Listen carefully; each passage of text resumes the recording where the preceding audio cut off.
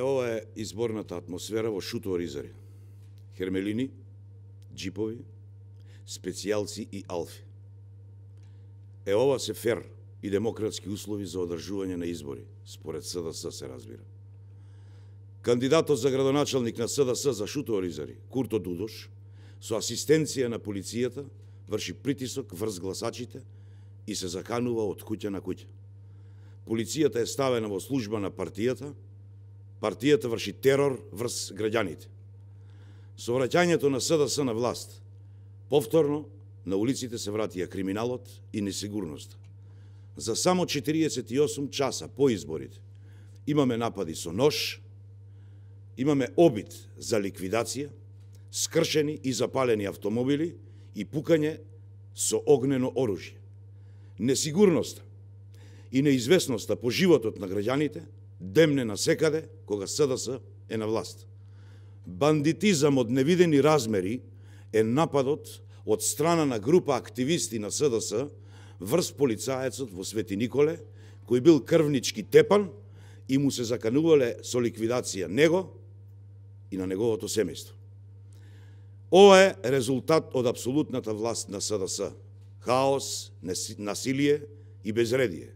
Ситуација во која никој не е безбеден. Нападот врз председателот на политичката партија Гром, Стефчо Јакимовски, од луѓе блиски до врхушката на власта, е напад врз демократијата, врз слободната мисла и врз правната држава. Обидот за физичка пресметка и ликвидација со Стефчо Јакимовски треба да биде расчистен и да се утврди кривична одговорност за напаѓачите. А здисаноста на СДС не запира тука. На повеќе места низ државата пукано е од огнено оружје од страна на активисти на СДС на вечерта по изборите. Огненото оружје било редовен декор пред повеќето штабови на СДС, за што сведочат фотографиите и снимките објавени низ медиумите. Искршени и запалени автомобили само неколку часа по завршувањето на локалните избори се исто така показател во која насока планира СДС да ја води државата.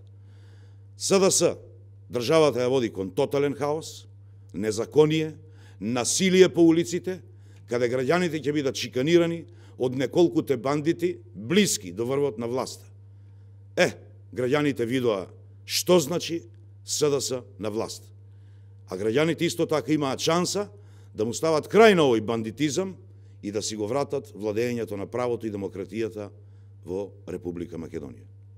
Ви благодарам.